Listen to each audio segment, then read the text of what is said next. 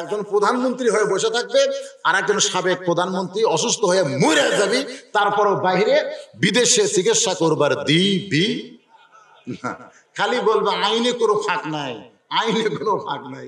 বাংলাদেশের আইনই নাই, আবার ফাঁক কি? কি হিংসা রে, হায় রে। আপনারা বলেন তো, সাবেক প্রধানমন্ত্রী যেটা আছে তাই যদি আর ভালো হয়, কোনোদিন দাঁড়াবার পারবি? এ কথা কন না কেন, দাঁড়ানোর মতন আছে, মেজাজ আছে। হায় হায়, তারপরেও বলতেছে ফাঁক নাই। আমি তো মনে করি এই মুহূর্তে ওনাকে বাহিরে পাঠানি ভালো, বাহিরে যায় মরে যাক, অসুবিধা নেই। এই দেশত মরলি তো বিপদ হয়ে যাবি রে ভাই। একটাই কারণ, আইনে ফাঁক নাই। এটা ঠিক নয়, মানে মনের মধ্যে কোনো মহব্বত নাই। জোরে বলেন কথা ঠিক কিনা? এরই নাম হলো এটা পুরুষের চাইতে মেয়ে মানুষের কম না বেশি?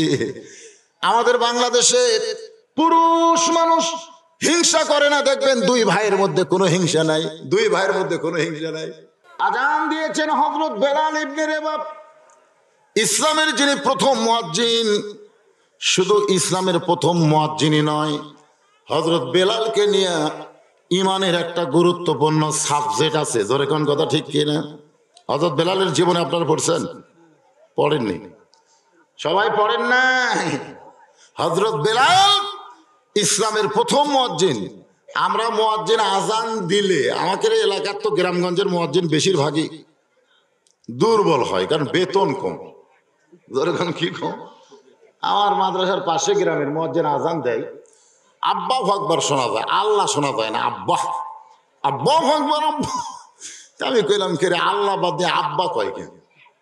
একদিন পাঁচ পরে দেখা হয়ে বললাম, চাচা আপনি আজান দেন কি জন্য? আপনি তো স্পষ্ট উচ্চারণ করেন না। আমার তো দাঁত নাই রে বাবা। তো দাঁত আলাদাই দায়িত্ব লেয় না কেন? বেতন মাত্র 1200, সারা মাসে 1200, এই দায়িত্ব কে লেয়? তা আমি দিছি, আমার একটু পান চা খাওয়া হয়, এই পান চা খাওয়ার জন্য এই বুড়া মানুষ লেগেছে মুয়াজ্জিনের দায়িত্ব। মুসল্লিরাই ঠিক মতো শুনতে পায় না। আর হযরত বেলাল যখন আজান দেয়, ওই আজান শুধু মুসল্লি নয়, স্বয়ং আল্লাহর আরশ পর্যন্ত পৌঁছে যায়। আল্লাহ রাসূল বলেছেন, হাসরের ময়দানে নবীদের চাইতেও, আল্লাহ ওয়ালাদের চাইতেও মুয়াজ্জিনের মাথা সব চাইতে উপরে থাকবে। হাসরের ময়দানে আমি নবীর চাইতে বেলালের মাথা উঁচে যাবে। কার মাথা? মুয়াজ্জিন। জোরে কোন কার মাথা? খালি বেলাল বললে হবে না, যারা আজান দেয়। মুয়াজ্জিনের মাথা শুধু উঁচু থাকবে না, আমার আল্লাহ কুদরতি হাতে মুয়াজ্জিনের মাথায় এমন একটা নূরের টুপি পরায় দিবে, যে টুপিটা পূর্ণিমার চাঁদের চাইতেও বেশি আলোকিত হবে। এখন আপনারা বলেন, মুয়াজ্জিনের গুরুত্ব কম না বেশি? আবু বকর বলে, রাসূলুল্লাহ এই বিশাল ফজিলতের দায়িত্ব আমি পালন করতে চাই, আমি আবু বকর একটু মুয়াজ্জিন হবার চাই। সঙ্গে সঙ্গে নবী বললেন, ইজলিসি আবু বকর, আবু বকর তুমি বসো। ওমর ফারুক বলে, রাসূলুল্লাহ আমি একটু মুয়াজ্জিন হবার চাই। আল্লাহ রাসূল বললেন, ওমর বসো। ওসমান গনি বলে, আমি মুয়াজ্জিন হবার চাই। আল্লাহ নবী বললেন, বসো। সমস্ত সাহাবীরা মুয়াজ্জিন হবার চাওয়ার সঙ্গে সঙ্গে রাসূল তাদের বসায় দিলেন। নবী তাকায় দেখে বেলাল কাঁদতেছে। আল্লাহ নবী বলে, বেলাল কান্দো, তুমি কি মুয়াজ্জিন হবার চাও না? বেলাল বলে, নবী গো, আমার চাইতে দামি দামি আশারে মুবাশশারা যাদেরকে দুনিয়াতে জান্নাতের সার্টিফিকেট দেওয়া হয়েছে, তারা মুয়াজ্জিন হবার চাইলো, আপনি বসায় দিলেন। ওদের বসা দেখে আমার সাহস হয়। আল্লাহ নবী বললেন, বেলাল তোমার সাহস হয় না, কিন্তু লাইলাতুল মেরাজে ফেরেশতা জিবরাইল যখন আমাকে ছেড়ে গেল, আমি যখন আল্লাহর আরশে যাচ্ছিলাম, ওই সময় আমার এত ভয়, ওই সময় তোমার মাধ্যমে আমার কলিজার মধ্যে আল্লাহ সাহস দিয়া দেয়। সমস্ত সাহাবীরা চমকে করছে, কি কয়? যেখানে জিবরাইল ঢুকতে পারতেছে না, সেই জায়গায় নবী যাচ্ছে একা একা কার কাছে? আর ওই সময় আমি দেখতে পাইছি তুমি খড়ম পায়ে, জোরে কোন কি পায়ে, খড়ম পায়ে আমার সামনে দিয়ে হেঁটে হেঁটে যাও। সোনালা বলবেন না? বেলাল কি আমল করো, যে আমল করার কারণে তুমি বেলাল থাকবে মক্কায় আর তোমাকে আল্লাহর আরশের কাছে দেখা যায়। বেলাল কান্দার বলে, হুজুর আমার কোনো যোগ্যতা নাই, আমার কোনো যোগ্যতা নেই। রাসূল বলে, বেলাল রে তুমি কি আমল করো বাবা, গোপন করো না। বেলাল বলে, হুজুর আমার একটাই মাত্র আমল, আমি সব সময় পবিত্র থাকতে ভালোবাসি। আমার ওযু যাওয়ার সঙ্গে সঙ্গে আমি আবার ওযু করে নিই। সুবহানাল্লাহ খান না খেয়াল, বেওযু অবস্থায় আমি এক মুহূর্তের জন্যই থাকি না।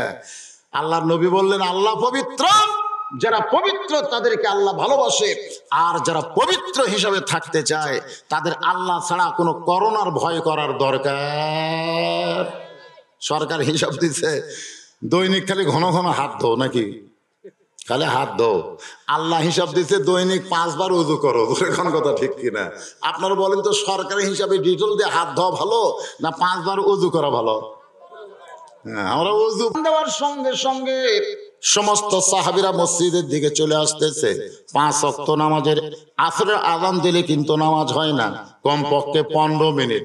আপনাকে গ্রামে কয় মিনিট? জোহরের আযান দিলেই কিন্তু নামাজ হয় না, কমপক্ষে 15 মিনিট।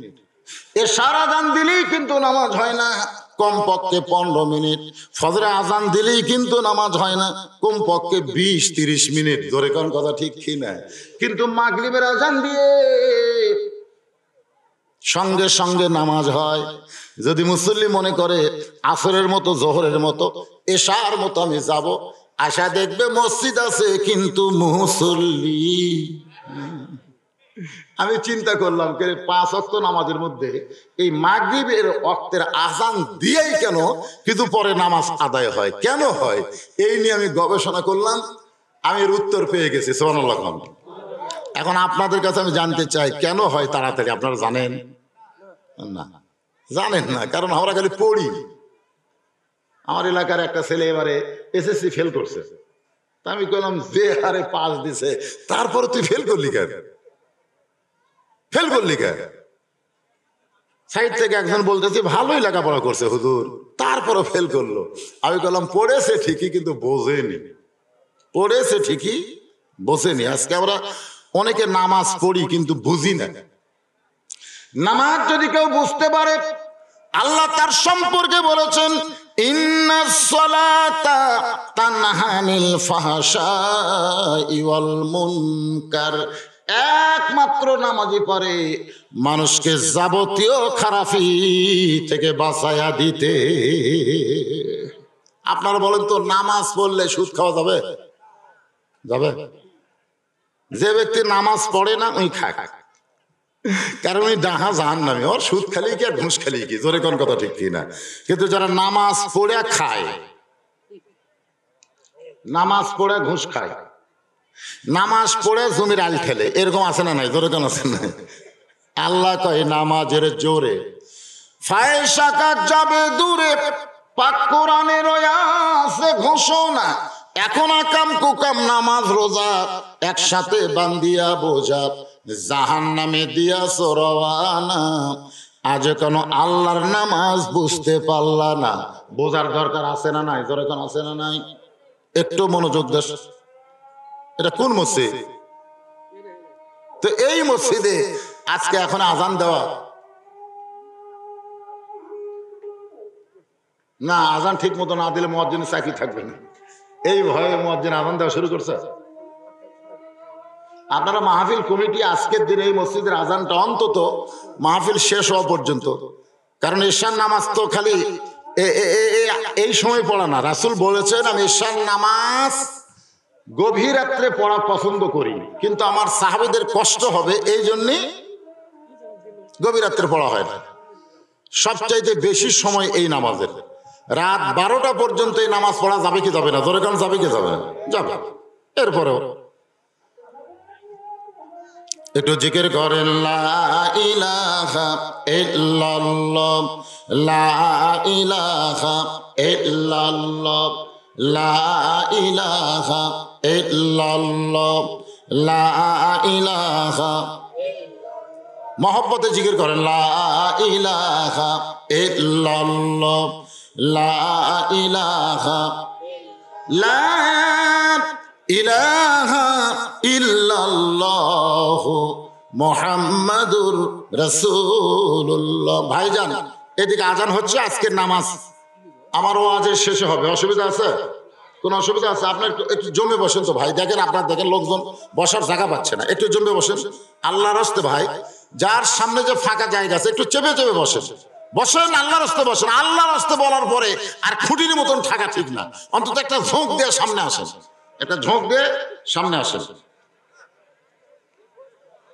হ্যাঁ আসেন, সামনে আসেন, একটা ঝোঁক দেন। এক ঝোঁক দিবেন, 1 বছর ডাক্তারের কাছে যাওয়া লাগবে না, এক ঝোঁকে ঝোঁক দিবেন 1 বছর, 2 ঝোঁক 2 বছর। আর যদি ঝোঁক না দিয়ে খালি খুঁটির মতন বসে থাকেন, মাহফিল শোনার পর আপনার শরীর যা ভারী লাগবে ভাইরে, নিজের শরীর নিজের কাছে ভারী লাগবে। একটু লড়াচড়া করেন, হরকতে কি হয় কয় না, হরকতে কি হয়? বরকত হয়। এই বরকতের জন্য সামনের দিকে জমে আসেন। আলহামদুলিল্লাহ, আর বলা যাবে না। আর আপনারা যারা দাঁড়িয়ে আছেন আপনার বসার চান্স নেন, একটু মনোযোগ দিয়ে শুনবেন। এই যে মুয়াজ্জিন এশার নামাজের আযান দিল, জোরে কোন কোন নামাজ? মুয়াজ্জিনকে গিয়া জিজ্ঞাসা করেন, মুয়াজ্জিন সাহেব তুমি যে এশার নামাজের আযান দিলে, এই নামাজটা আদায় করে লাভ কি?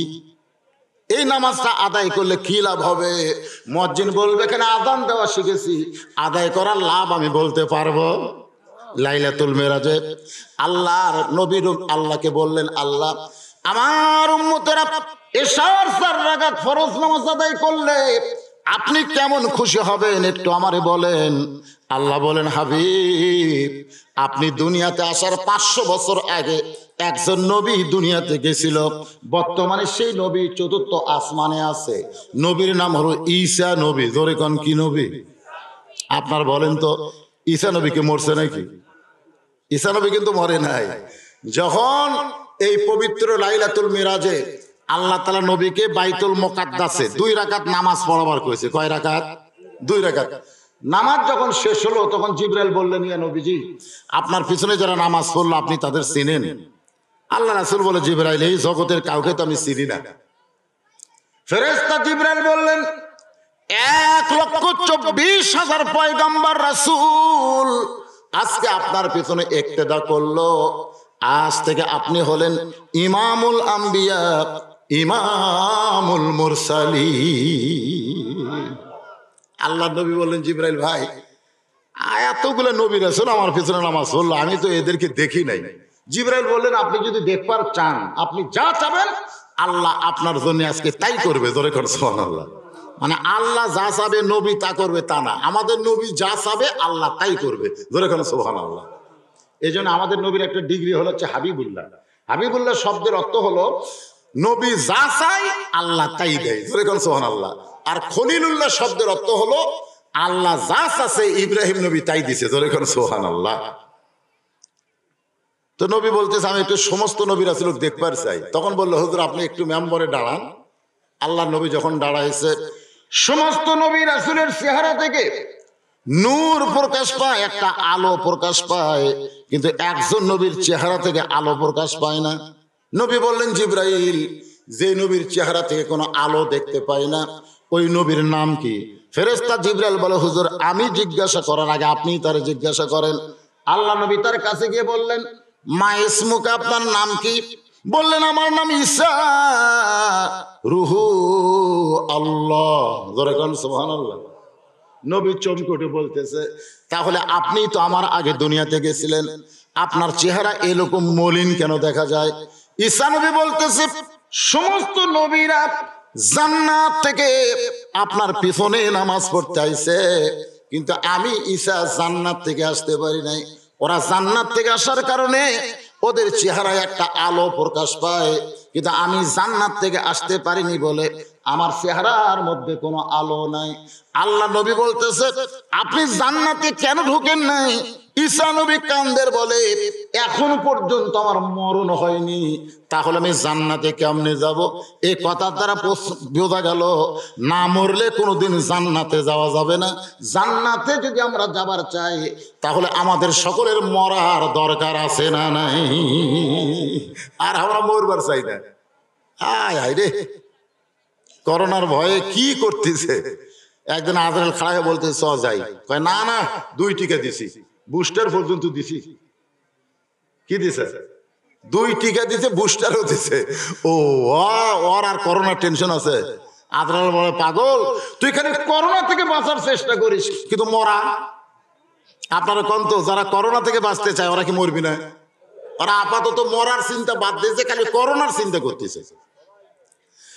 একটু মনোযোগ দেবেন, না মরলে জান্নাতে যাওয়া যাবে না। আমরা যারা এখানে বসেছি আমাদের সকলের মরণ আছে না নাই? এজরকার আছে না নাই? কিন্তু যেদিন ডাক পড়িবে, কিন্তু যেদিন ডাক পড়িবে কবর মাঝে যাইতে, জোগাড় কিছু করছো বন্ধু তার মাঝে বিছাইতে। যে কোনো সময় আমাদের ডাক আসবে, ঠিক ঠিক। তাহলে যে আয়াতে কারিমা আপনাদের সামনে তেলাওয়াত করেছি এর উপর আলোচনা।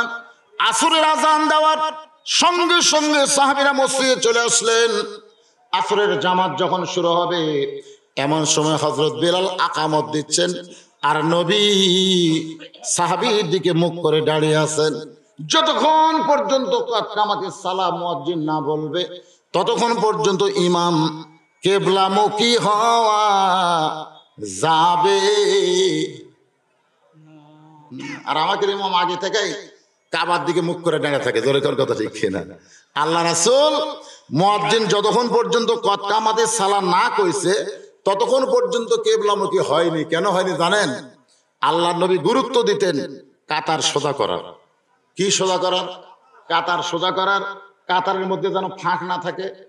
নবী দেখতেছেন 3 নম্বর কাতারে একটু ফাঁক আছে। আল্লাহ রাসূল বলতেছে ওই ফাঁকের মধ্যে দিয়ে শয়তান বকরির বাচ্চার মতন মাথা বার করছে। ওই ফাঁকের মধ্যে দিয়ে শয়তান ছাগলের মাথার মতন মাথা বার করছে। ফাঁক বন্ধ করো। সুবহানাল্লাহ। দেখছেন আল্লাহর নবী কাতার সোজা না করে নামাজ পড়া যাবে। কাতার সোজা করা কি ওয়াজিব। জোরে কোন কাতার সোজা করা কি ওয়াজিব। আল্লাহর নবী দেখতেন যে কালোর কাছে ফর্সা, ফর্সার কাছে কালো, ধনীর কাছে গরিব, গরিবের কাছে ধনী, এভাবে নবী কাতারবদ্ধ করে দিতেন। সুবহানাল্লাহ বলেন। এখন সেই কাতার যখন বেলাল কদ কামাতিস সালাহ বলতেছে এমন সময় নবী তাকায় দেখে মসজিদের সামনে কাতারে একজন সাহাবী বসে আছেন। একজন সাহাবী কি করতেছেন? বসে আছেন। আল্লাহ রাসূল বললেন কুম। এটা কিন্তু কোরআনের ভাষা। কুম, দাঁড়াও। লিল্লাহি, কার জন্য? অনিতিন মানে আনুগত্য। নামাজ হচ্ছে আনুগত্য। আপনি যখন এরকম নিয়ত করলেন, এটা কি নিয়ত হলো? এটা হচ্ছে কান ধরা। ধরে কোন কি ধরা? ধরে কোন কি ধরা? কান ধরা মানে কি? যে আল্লাহ আমার সমস্ত অপরাধ থেকে আমি তোমার কাছে কান ধরলাম। আল্লাহু আকবার বলে যখন হাত বাঁধলেন তখন কি হলেন? আসামি হলেন। জোরে কোন কি হলেন? হ্যান্ডকাপ লাগানো আসামি। হ্যান্ডকাপ লাগানো আসামি হয়ে গেছেন। এমন হ্যান্ডকাপ লাগছে আমি দেখছি আমার 5 ফিরে মসজিদের বারান্দায় এক মুসল্লি দাঁড়াচ্ছে, ওর মোবাইলে রিংটোন বাজতেছে। মোবাইলে রিংটোন বাজে না? ওর রিংটোন বাজতেছে। সামনে কাতারে আমার সামনে থেকে এরকম হাত বাঁধা অবস্থায় এক লোক বলতেছে শালারে শালারে। মানে যতক্ষণ রিংটোন বাজছে ওর মুখ বন্ধ নেই। ওই যে হাত বান্ধা আছে ওদের খেয়াল নেই, গেলে শালারে শালারে করতে রাগের চোট। নামাজ শেষ করে বললাম কে ভাই আপনি হাত বান্ধা অবস্থায় যে শালারে শালারে কইলেন? কই হুজুর কার হাতটা বান্ধা না থাকলে ওর চাপা আমি ফাটাতাম। তাহলে হাত বান্ধা আছে থেকে আমি জায়গার থেকে লুড়ে পারিনি। তাছাড়া কারণ মোবাইলের রিংটোন যখন বাজে তখন প্রত্যেকটা মুসল্লির মন কিন্তু নামাজের দিকে থাকে না। ধরে কোন ঠিক কি না? ওই রিংটোনের দিকে যায় কি যায় না? এই জন্য মুয়াজ্জিন বলে মোবাইল বন্ধ করো। মোবাইল চালু রাখা অবস্থায় নামাজে যদি হঠাৎ কোনো কল দেয়, কারণ যারা বারান্দায় নামাজ পড়ে এদের বন্ধুরা বেশিরভাগ বেনামাজি হয়। জোরে কোন কি হয়? বেনামাজি, যারা বারান্দার নামাজ, যারা সামনে কাতারে নামাজ পড়ে, এদের বন্ধুরা সাধারণত নামাজি হয়। কিন্তু যারা বারান্দাত পড়ে এদের অধিকাংশ বন্ধু হচ্ছে বেনামাজি। এই তো নামাজের সময় জানে না, মাইরা দিছে কল। আর ওই আসে মোবাইল বন্ধ করার আগে আল্লাহ আকবার করে দাঁড়াচ্ছে, পরে আসছে যে এসে থেকে নামাজ শুরু হয়ে গেছে, ওই মোবাইল বন্ধ করার টাইম আছে আল্লাহ আকবার। কল যখন ঘুম ভাঙায় গেল রে মরার কুকিলা বেয়া সাইদা কল দিতে হতে, বোঝেন না? এখন এই সামনে থেকে শালারে শালারে, তাহলে কি বুঝতেছেন?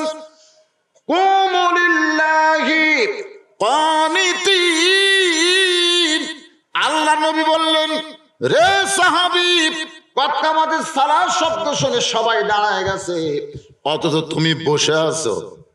আর এখন কতগুলা চেয়ারে বসে থাকে। জোরে কোন জায়গায় বসে থাকে? চেয়ারে বসে থাকে। আল্লাহ রাসূল বললেন বসে আছো। আল্লাহ রাসূলের হাদিসে এবং আল্লাহর কোরআনেও কিন্তু বলা হয়েছে, আল্লাহ বলেছেন লা ইকাল্লিফুল্লাহু নাফসান ইল্লা উসাহা। তোমার কষ্ট হবে এমন কিছু আমি আল্লাহ তোমাকে চাপাই দেই নাই। তুমি যখন বসে বসে নামাজ পড়বা, দাঁড়ানোর মতন কোনো শক্তি থাকবে না, তখন তোমাকে জামাতে নামাজ পড়া লাগবে না, তুমি বাড়িতে নামাজ পড়ো। কারণ তোমার জামাতে নামাজ পড়ার কারণে সুস্থ মানুষের নামাজের বড় ক্ষতি হবে। তুমি যতদিন চেয়ারে বসে নামাজ পড়বে, তুমি বাড়িতে নামাজ পড়ো, মসজিদে আইসো না, কারণ তোমার চেয়ারে বসার কারণে সুস্থ মানুষের জামাতে বড় ক্ষতি হবে। আল্লাহ কি দারোগা নাকি? আল্লাহ কি দারোগা? আল্লাহর মতন দয়া কারো আছে? এরকম দয়া কারো আছে? আপনি বুড়ো হয়ে গেছেন, আপনি ঠিক মতো দাঁড়াবার পারেন না, আপনার মসজিদ আসবার কে কইছে? সরকার যদি সরকারি চাকরিদেরকে 60 বছরে চাকরি শেষ করে মরা পর্যন্ত পেনশন দিবার পারে, আল্লাহর দয়া কি সরকার চাইতে কম?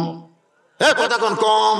তাহলে 60 বছর পর্যন্ত আপনি ঠিক মতো নামাজ পড়ছেন, তারপরে পাচ্ছেন তো কি হয়েছে? আল্লাহ পেনশনের সওয়াব আপনাকে দিয়ে দিবে। জোরে কোন সুবহানাল্লাহ। আল্লাহর রহমত থেকে নিরাশ হবেন না ভাইজান। আল্লাহ এত কঠোর না যে আপনি নামাজ পড়ার পারেন না, হাঁটু ভেঙে গেছে, হাত ভেঙে গেছে, তারপরেও মসজিদে এসে নামাজ পড়া লাগবে। আল্লাহ এত কঠোর না। আপনি নামাজ পড়েন, বসে পড়েন, শুয়ে থাকা পড়েন, ইশারার দ্বারা পড়েন, অসুবিধা আছে?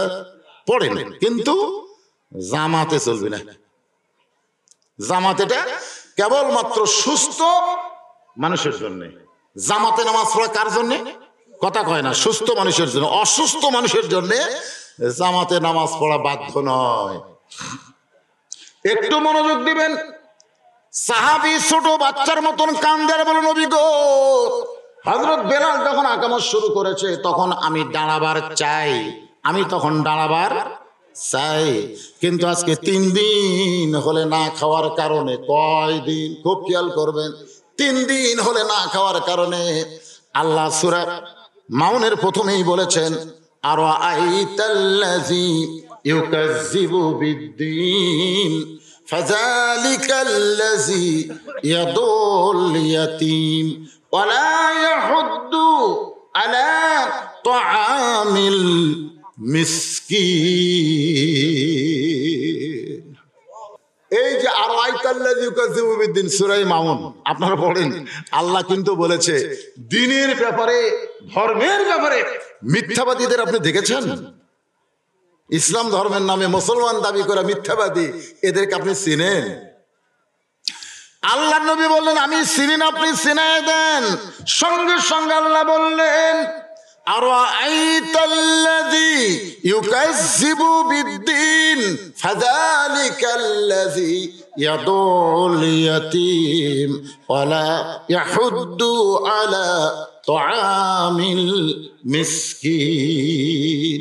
খুব মনোযোগ দিবেন ভাইজান, একটু মনোযোগ না দিলে কথা বুঝতে পারবেন না। এই সাইডের পরিবেশটা, মাহফিলের কি ভলান্টিয়ার নাই? মাহফিলের কি ভলান্টিয়ার বোঝেন না?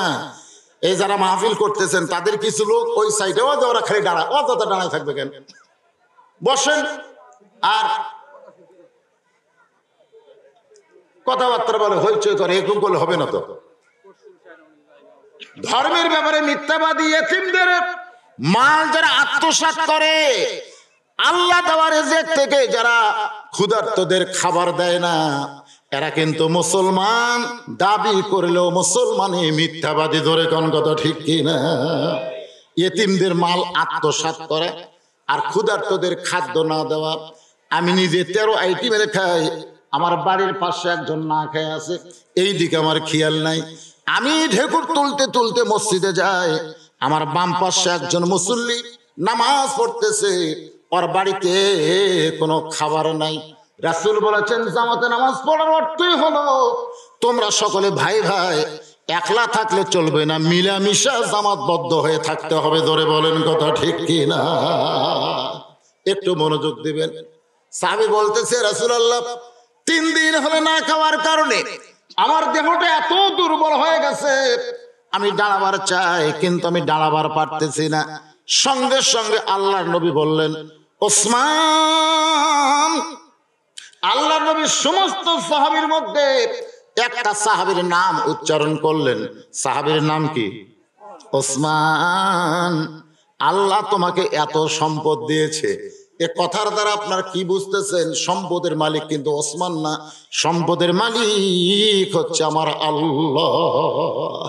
নবী কি বলতেছেন? আল্লাহ তোমাকে এত সম্পদ দিয়েছে। আল্লাহ যদি বলতো ওসমান তুমি এত সম্পদের মালিক, এ কথা নবী বলে নাই। নবী জানে সম্পদ ওসমানের না, সম্পদ কার? আরো জোরে বলেন। আল্লাহ কোরআনে বলেছেন ইন্নাল্লাহা ইয়ামুরুকুম আন তুআদ্দুল আমানাতি ইলা আহলিহা। তোমাদেরকে অর্ডার করা হয়েছে তুমি যদি কোটি টাকার মালিক হও তাহলে 2.5 লক্ষ টাকা গরিবদেরকে দাও। কোটি টাকা থেকে 2.5 লক্ষ টাকা যতক্ষণ তুমি গরিবদের না দিবা ততক্ষণ পর্যন্ত তুমি মুসলমান হতে পারবা না। তুমি যতই নামাজ পড়ো, যতই ইমানের জিকির করো, যতই রোজা করো, তুমি মুসলমান হতে পারবা না। তুমি ধর্মের নামে মিথ্যাবাদী। ধরে কোন কথা ঠিক কি না? এখন চিন্তা করে হুজুর আমার কোটি টাকা নাই, আপনার 1 লাখ টাকা যদি থাকে 2,500 টাকা গরিবদেরকে দেওয়া লাগবে। না দেওয়া পর্যন্ত আপনার ওই টাকা পবিত্র হবে না। ব্যাংকে খালি লাখ লাখ টাকা জমাচ্ছে আর গরিবেরা বাড়ির ধারত না খায় আছে। ও বাবা রে, ইসলাম এরকম। একটা গরিব ধনীর বাড়িতে আসবে না, এক গরিব না, গরিবের টাকা পড়েনি। প্রত্যেকটা ধনী লোককে গরিবের দরজা যাওয়া লাগবে, যাই ওরকে পাওনা বুঝে দেওয়া লাগবে। ভাই রে আমার 1 লাখ টাকা কাছে আছে, তুই 2,500 টাকা পাওনা লে ভাই। এটা কি বর্তমান এই আইন দিয়ে সম্ভব? বর্তমান যে আইন আমাদের দেশত আছে এই আইন দেওয়া সম্ভব? এই আইনে সম্ভব না। এটা সম্ভব কেবলমাত্র আল্লাহর কোরআনের আইনে। জোরে কান সুবহানাল্লাহ। একটু মনোযোগ দিবেন। আল্লাহ নবী ডাক দিল ওসমান, কারণ নবী এই ঘটনা যে জায়গায় ঘটতেছে ঘটনার জায়গা হলো মদিনা। ধরে কোন ঘটনার জায়গার নাম কি? মদিনা। মদিনায় কিন্তু নামাজ কায়েম হয়েছে। যদিও নবী লাইলাতুল মিরাজ করেছে মক্কায়, কিন্তু মক্কায় নামাজ কায়েম হয় নাই। নামাজ কায়েম হওয়ার শর্ত হলো যিনি ইমাম হবেন তাকে নেতা হওয়া লাগবে। নবী মক্কায় ইমাম ছিল কিন্তু নেতা ছিল না। নেতার নাম হলো আবু জেহেল। ধরে কোন কথা ঠিক কি না? আমাদের বাংলাদেশে ভালো মানুষগুলো মসজিদের ইমাম হবে, আর সমাজের নেতারা যদি আবু জেহেল মার্কা হয়, এই বাংলাদেশে নামাজ পড়া হবে কিন্তু নামাজ কায়েম হবে না। আর নামাজ কায়েম না হওয়া পর্যন্ত একটা নামাজও আল্লাহর দরবারে কবুল হবে না। যদি বাবা নামাজ পড়ে আর বেটা যদি নামাজ না পড়ে, বাবা যত নামাজ পড়ুক বাবার একটা ওয়াক্ত নামাজ কবুল হবে না যতক্ষণ পর্যন্ত তার ছেলে নামাজ না পড়বে। কারণ রাসূল বলেছেন 7 বছর থেকে নামাজের তালিম দাও। কয় বছর? 7 বছর থেকে নামাজের তালিম দাও। আর 10 বছর হলে মারিয়া পিটা ওকে নামাজ ধরো, মারিয়া পিটা। দরকার হলে খাওয়া বন্ধ করে দিয়ে সমস্ত টাকা পয়সা বন্ধ করে দিয়ে ওকে নামাজ ধরাও। এ কথা হলো ইসলামের। 22 বছরের বেটা আসসালাতু খায়রুন নাম শোনার পরে 2.5 হাত হয়ে যায়। আগে 3 হাত, 3.5 হাত, এখন আজান শোনা হতো 2.5 হাত। ল্যাপ দিছে মাথার উপরে, পা বার হলে কি করবে? টাইনা বুকের সঙ্গে থসে। ফেরেশতাকে আল্লাহ কি খবর? কুটি গেল কুটি ল্যাপের মধ্যে গেছে। কার মধ্যে গেছে? ল্যাপের মধ্যে গেছে। অথচ আসসালাতু খায়রুন শোনার সঙ্গে সঙ্গে যারা মুসলমান হবে ল্যাপকে লাথি মারা ঠান্ডা পানি দিয়ে উজু করে যখন মসজিদে রওনা দিবে ফেরেশতা বলতেছে আল্লাহ এত শীতের মধ্যেও তোমার বান্দা ল্যাব বাদ দিয়া মসজিদে রওনা দেয়, এদের রেজাল্ট কি? আল্লাহ বলবে যদি বদর যুদ্ধ থাকতো তাহলে এরাই অংশগ্রহণ করতো। জোরে কোন সুবহানাল্লাহ। এদের আমল নামায় একটা করে বদর যুদ্ধের সওয়াব দিয়ে দাও। হায়রে হায়রে, সুবহানাল্লাহ কারা কলো? সব লোক কত দরকার ছিল? কে বাবা যুবকেরা সুবহানাল্লাহ কোসা? হায় হায়, আমরা বুড়া মানুষ নামাজ পড়া লাভ নাই তো, বুড়া হলে তো মানুষ পড়বি রে। এই জোয়ান গুলো পড়ে কিনা, কারণ একটা ইবাদতই হচ্ছে যৌবনকালীন ইবাদত, সে ইবাদতের নাম হলো নামাজ।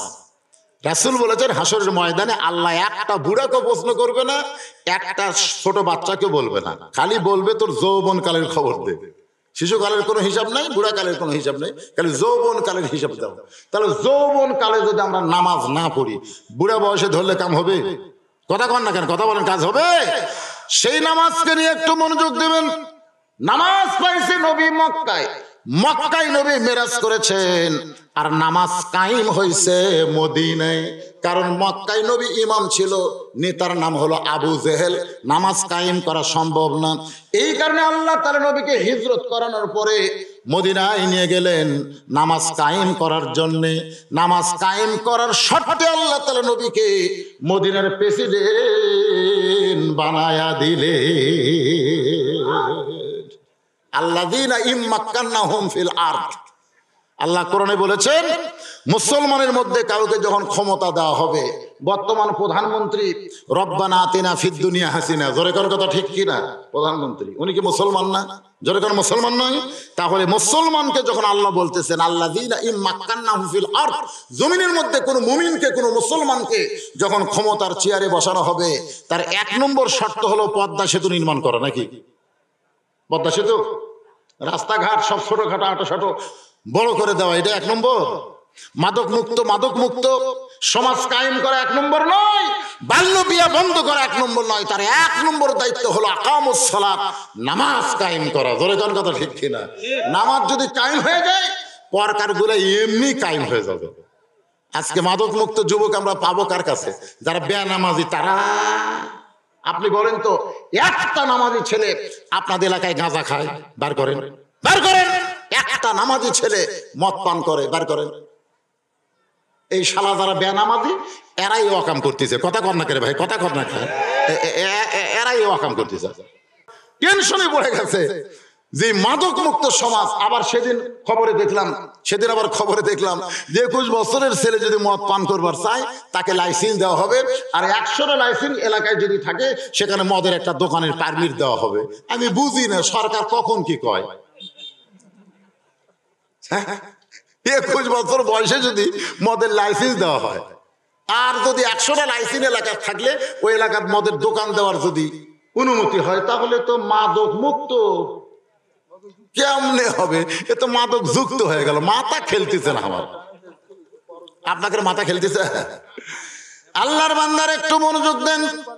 নবী যখন মদিনার প্রেসিডেন্ট ছিলেন, ওই সময় নবীর অর্থমন্ত্রী হলেন ওসমান গনি। অর্থমন্ত্রীর নাম কি? ধর্মমন্ত্রী হলেন আবু বকর। নবী যখন মদিনার প্রেসিডেন্ট ছিলেন, ওই সময় ধর্মমন্ত্রীর নাম কি? আবু বকর। আইন মন্ত্রী হলেন হযরত ওমর। আইন মন্ত্রীর নামটা একটু ভালো করে খেয়াল রাখবেন। আইন মন্ত্রীর নাম কি? শিক্ষা মন্ত্রীর নাম হলো হযরত আলী। আমি আপাতত 4টা মন্ত্রীর নাম করলাম, জোরে কোন কয়টা? 1 নম্বর আবু বকর হলো ধর্মমন্ত্রী, 2 নম্বর হযরত ওমর হলো আইন মন্ত্রী, 3 নম্বর ওসমান হলো অর্থমন্ত্রী, আর 4 নম্বর আলী হলেন শিক্ষা। বর্তমানে আমাদের বাংলাদেশ শিক্ষামন্ত্রী আছে না নাই? খুবই চালাক, দেখছেন? চালাকি দেখছেন আপনারা? শিক্ষামন্ত্রীর চালাকি দেখছেন? যে প্রাইমারি বন্ধ করো, কিন্তু হাফেজি মাদ্রাসা কিন্তু বন্ধ কথা হয় না। আচ্ছা, প্রাইমারির বাচ্চার হাফেজি মাদ্রাসার তো বাচ্চা একই বয়সের না? তাহলে প্রাইমারি যদি করোনা যায়, হাফেজি মাদ্রাসা তো যাওয়ার কথা।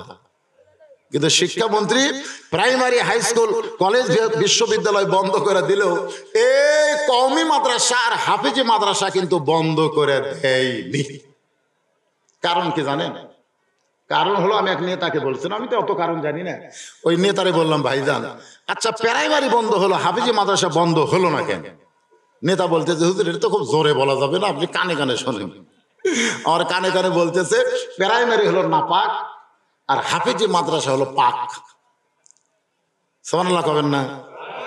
প্রাইমারি হলো নাপাক, কারণ প্রাইমারি শিক্ষা যারা দেয়, যারা শিক্ষিত হচ্ছে, তারা নাফাকে অবস্থায় শিক্ষা গ্রহণ করতেছে। প্রাইমারির একটা ছেলেও দেখবেন 5 পর্যন্ত পেশাব করে পানি নেয় না, কারণ ওরা জানে যে শিক্ষা আমরা গ্রহণ করি এইটা ধরবার গেলে শরীর পবিত্র রাখার কোনো দরকার। আর হাফিজি মাদ্রাসায় আগে কিন্তু তাকে কায়দা দেওয়া হয় না, সর্বোত্তম তাকে কায়দা, তারপরে সিবারা, তারপরে কোরআন। এই কায়দা দেওয়ার আগে হুজুর কিন্তু ওই বাচ্চাকে পেশাবখানাত নিয়ে যায়, পেশাবখানাত যায় পেশাব কেমনে করা লাগবে সেই পেশাব করা তাকে শিখায়, পেশাব করার পরে কি করলে শরীর পবিত্র থাকবে সেটা শিখায়। কারণ শেখানোর কারণ হলো লা ইয়ামুসুহু ইল্লাল মুতাহহারুন, তুমি ততক্ষণ পর্যন্ত স্পর্শ করতে পারবা না যতক্ষণ পর্যন্ত তুমি পবিত্র না হবে। সুবহানাল্লাহ আল্লাহ। বর্তমান শিক্ষামন্ত্রী দীপু মনি চিন্তা করে দেখলেন এই কোরআন যারা স্পর্শ করে, কোরআন যারা তেলাওয়াত করে, এদেরকে বন্ধ করে দিলে করোনা বেড়ে যাবে, তাই এদেরকে বন্ধ না করে রহমতের দরজা খোলা রাখা, গজবের দরজা বন্ধ করা লাগবে। এদের সব গজব প্রাইমারি বন্ধ করে দাও আর সব রহমত মাদ্রাসার দরজা খুলে দাও। ধরে কর না সুবহানাল্লাহ। বুদ্ধি আছে না নাই? কিন্তু সমস্যা এক জায়গা, সমস্যা এক জায়গা, যাদের কারণে আল্লাহ রহমত বাংলাদেশে নাজিল হচ্ছে এই মাদ্রাসা সরকার 1 টাকাও দেয় না। আর যাদের কারণে গজব জারি হয়ে গেছে এই প্রাইমারিতে সরকার কোটি কোটি টাকা খরচ করতেছে। ধরে কর কথা কর না ভাই, কথা কর না। আমার মাথা খেলে না, মরে গেলে একটা প্রাইমারি যে কেউ বলবে না যে আমার দাদা মরছে, আমার বাপ মরছে, তোরা গ্রুপ লিয়া একটু দোয়া কর, কেউ বলবে না। সব হাফেজি মাদ্রাসার বারান্দায় যে ভিড় করতেছে, আব্বা মরছে রে, আমার দাদা মরছে, তোমরা গ্রুপ লিয়ে আসো। এরা গ্রুপ ধরে যায় কোরআন পড়ে দোয়া করে দেয়। আর সেই মাদ্রাসাগুলো আজকে বড় করুণ অবস্থায় আছে। জোরে কোন ঠিক কিনা ভাইজান? একটু মনোযোগ দিয়ে কথাগুলো শুনবেন। আল্লাহর নবী যখন মদিনার প্রেসিডেন্ট, ধর্মমন্ত্রী আবু বকর কেমন ধর্মমন্ত্রী ছিলেন, আর বর্তমানে আমরা কেমন ধর্মমন্ত্রী পাইছি। আমি বর্তমান মন্ত্রী নিয়ে কোনো কথা বলবো না, কিন্তু আবু বকর কেমন ধর্মমন্ত্রী ছিল সামান্য একটু তার জীবনী থেকে আমরা জানবো, জানার দরকার আছে না নাই? যখন কোরআনের শাসন চালু হবে তখন তিনি মন্ত্রী হবার পারবে না। মন্ত্রী হবার গেলে তার আগে ওই দফতর সম্পর্কে যোগ্যতা অর্জন করা লাগবে। মসজিদের মধ্যে নবী বসে আছেন, এমন সময় ফেরেশতা জিবরাইল এসে আল্লাহ নবীকে সালাম দিলেন। আল্লাহ নবীকে কি দিলেন? সালাম দিয়ে বলতেছে, ইয়া রাসূলুল্লাহ, এই সালাম আমি জিবরাইল আপনাকে দেই নাই, এই সালাম স্বয়ং আল্লাহ তাআলা আপনাকে দিয়েছে। নবী খুশি না বেজার? আহারে কোন দিকে, ওই দিকে কি হচ্ছে, ওদিকে কি হচ্ছেটা কি? চ্যাংড়া ভাড়া এলে আপনাকে চ্যাংড়া ভাড়া মাথা গেল রে। এত ওয়াজ করলাম রানীনগরে, এরকম ভেবরা নাম ভেবরাত হয়ে বেন খারাপ হলো নাকি? ওয়াজের শুরু থেকে এরকে ডিস্টার্ব যাচ্ছে না, ওয়াজের শুরু থেকে। তো পোলা খাবে, পোলা খাওয়ার তো টাইম লাগবে না। যান সবাই যান, সবাই যান, সবাই চাই ওরকম সাইজ করেন, ওয়াজ শোনার দরকার নেই। হায় হায় হায়, একটু মহব্বত করে জিকির করেন, লা ইলাহা ইল্লাল্লাহ, লা ইলাহা, লা ইলাহা ইল্লাল্লাহ মুহাম্মাদুর রাসূলুল্লাহ সাল্লাল্লাহু আলাইহি সাল্লাম। জুনায়েদ বাগদাদী রহমতুল্লাহ আলাইহি বাদশার দরবারে যাচ্ছেন। জোরে বলেন কার দরবারে? এই আমার দিকে তাকান, তাকান। এদিকে খেউ খেউ হচ্ছে না, এর রেজাল্ট আছে। এদের চিল্লাচিল্লি হচ্ছে আর রেজাল্ট নাই, এটা রেজাল্ট আছে। তো জুনায়েদ বাগদাদী বাদশার দরবারে যাচ্ছে, যাওয়ার সময় একটা কুত্তা খালি খাও খাও করে, মানে যেই দরজার কাছে যায় কুত্তা দৌড়ে আসে খাও খাও করে ধরে। জোনায়েদ বাগদাদি চিন্তা করলো যে বাদশার দরজা খোলার আগে যদি কুত্তা খাও খাও করে আমার ঘরে, তাহলে আমি কি করি? অনেকক্ষণ চিন্তা করে বিবেক বলতেছে, কে রে জোনায়েদ, তোর কাছে টোপলা আছে, টোপলার মধ্যে কি আছে?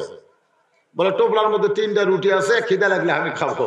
বলে কুত্তার খেউ খেয়ে যদি বাঁচবার চাস, তাহলে টোপলা খোলায় রুটিটা কুত্তার সামনে দে। কুত্তা যখন রুটি নিয়ে ব্যস্ত হবে, ওই সুযোগে তুই বাদশার দরজা দিয়ে চলে যাবে। তা আজকে এখানে যে কুত্তাগুলো খাও খাও করতেছে, এ তো রুটি দেওয়া লাগবে। জোরে কোন কি দেওয়া লাগবে? রুটি বোঝেন না?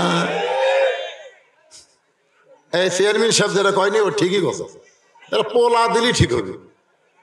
আপনাকে পোলা কাত লাগে। এই রানীনগরের মধ্যে পোলা, প্রত্যেকটা মাহফিলে পোলা থাকবেই। এর নাম আপনারা কি দিয়েছেন? তবারক। তবারক দেন নাই? তাবারাকাল্লাযী বিয়াদিহিল মুলক। তাবারক মানে কি? পবিত্র। তো যারা পোলা পাক করলো মাগরিবের সময়, ওরা কি নামাজ পড়ছে? খোঁজলে দেখেন তো, আগুন ঠেলতেছে। একটা বার বিবেক করলো না যে আমি বেনামাজিরে পোলা পাক করতেছি, এর চাইতে 70 গুণ কঠিন জাহান্নামের আগুনে আমার কুড়ান লাগবে।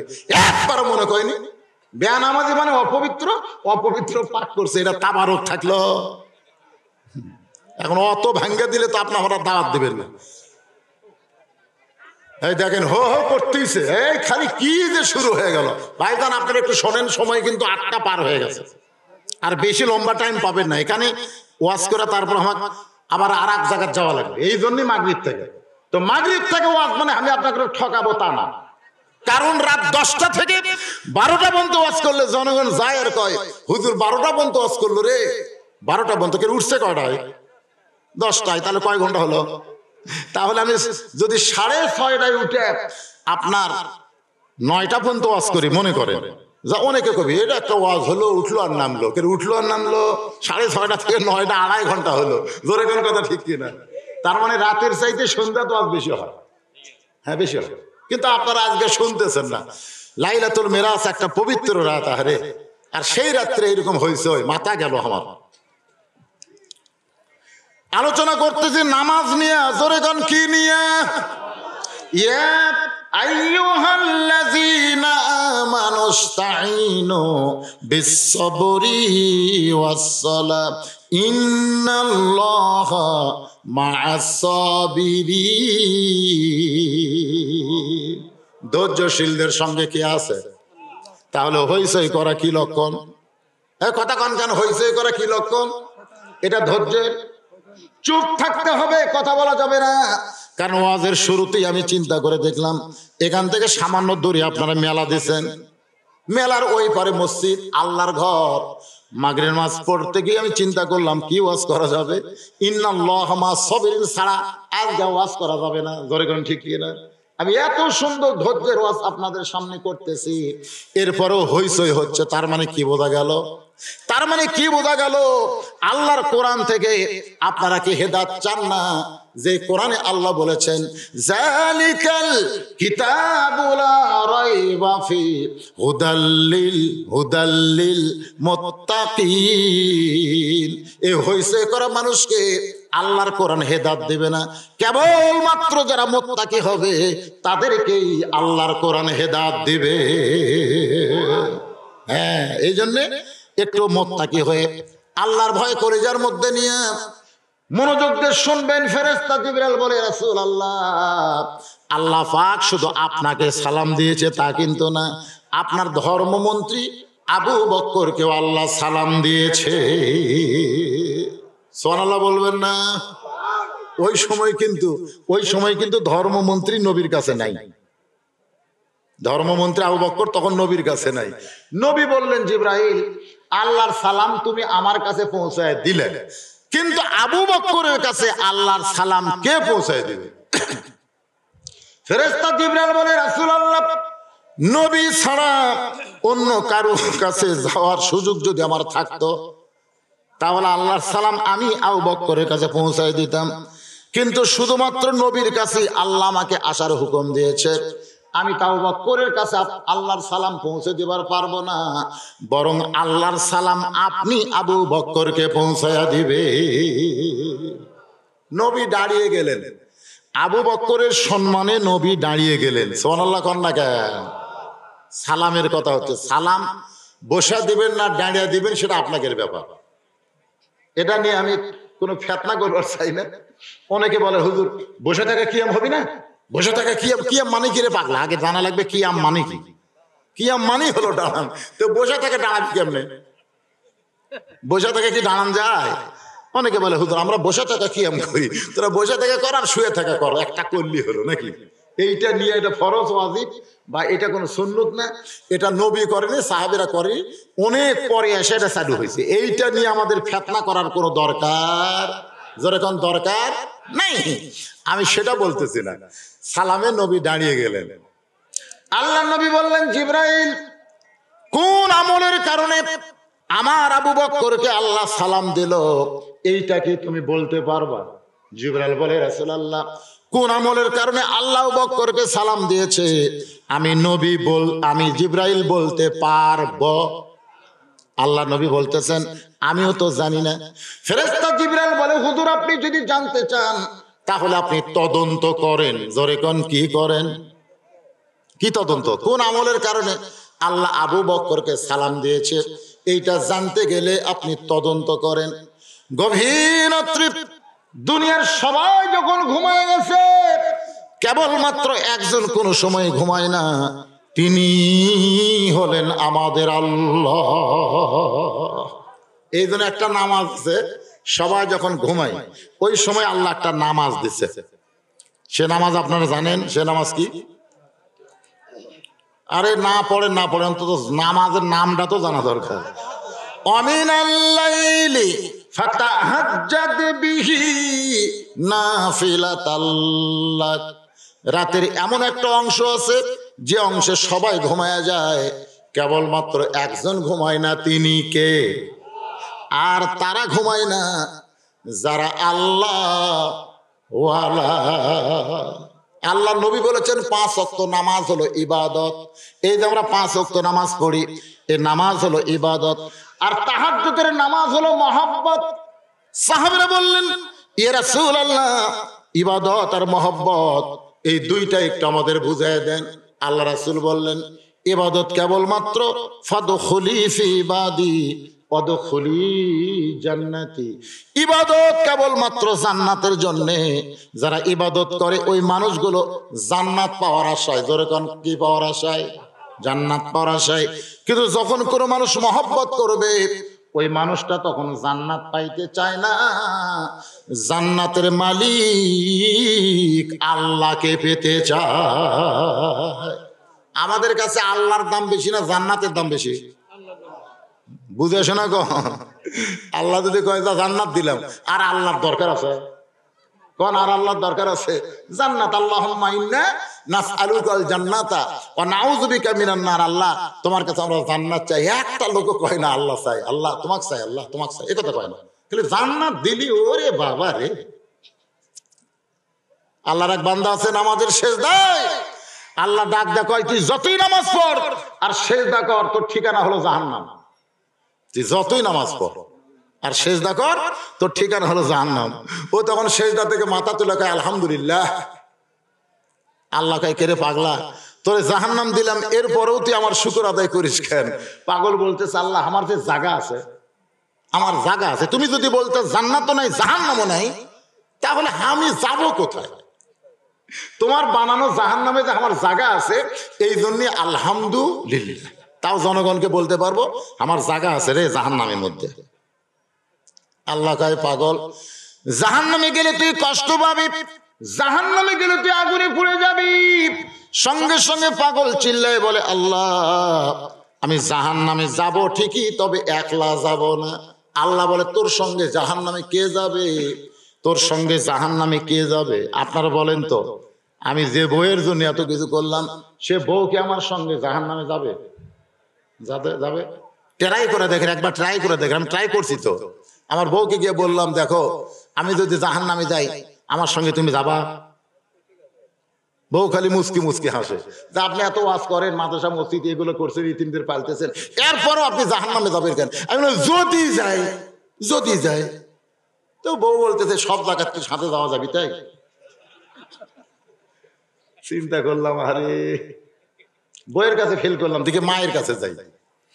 আমার মাকে বললাম, মা, আল্লাহ যদি আমাকে জাহান্নাম দেয়, আপনি কি আমার সঙ্গে জাহান্নামে যাবেন? আমার মা বলতেছে, জুতা দিয়ে বাড়ি মারবো। মানে আমাকে জুতা দিয়ে মারবে। আমি বললাম, মা মারবা কেন? বলে, মারার কারণ হলো তুই হুজুর মানুষ, ওয়াজ করিস, তুই এত কিছু করছিস, তুই জাহান্নামে যাবি কেন? আমি কইলাম, মা যদি যাই। মা বলতেছে, আর যাই হোক বাবা, আমি জাহান্নামে যাবার পারবো। তার মানে মা যদি না যায় কেউ যাবে না। এই জন্য আল্লাহ বলে, পাগল, তোর সঙ্গে জাহান্নামে কে যাবে? পাগল বলতেছে, আমি কারে নিয়ে জাহান্নামে যাব? আমার আল্লাহ ছাড়া ভালো কেউ জানে না। আল্লাহু আলিমুম বিজাতিস সুদূর। আল্লাহ নজর করে দেখে ওই পাগলের কলিজায় আল্লাহর মহব্বত। আল্লাহ বলে, পাগল রে, আমার মহব্বত নিয়ে কেউ যদি জাহান্নামেও যায়, আমি জাহান্নামকেও জান্নাত বানায়া দিব। এখন বলেন তো, ইবাদতের দাম বেশি না মহব্বতের দাম বেশি? এ কথা কয় না, কার দাম বেশি? সমস্ত উম্মতের নেকি যদি এক পাল্লায় দেওয়া হয়, আর আবু বকরের মহব্বতের নেকি যদি অন্য পাল্লায় দেওয়া হয়, কি বুঝতেছেন?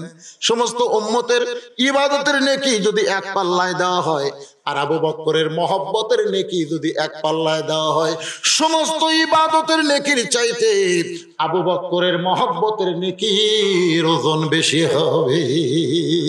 এজন্য 5 ওয়াক্ত নামাজ হলো ইবাদত, আর তাহাজ্জুদের নামাজ হলো মহব্বত। কোন ব্যক্তি যদি তাহাজ্জুদের নামাজ একবার ধরতে পারে, ওর জীবনে 5 ওয়াক্ত নামাজ কোনোদিন কাজা হবে না। সুবহানাল্লাহ কোন না কেন? সুবহানাল্লাহ কয়ে শুরু করে দেন। আর যা মজা ভাই, একেবারে নেটওয়ার্ক ক্লিয়ার। বুঝতেছেন না? নেটওয়ার্ক ক্লিয়ার বোঝেন না? যখন সকলে মোবাইল করে, তখন আর কন্ট্রোল করা পারে না। অনেক সময় বলে নেটওয়ার্ক বিজি, তার মানে কি সবাই মোবাইল টিপতে, সবাই।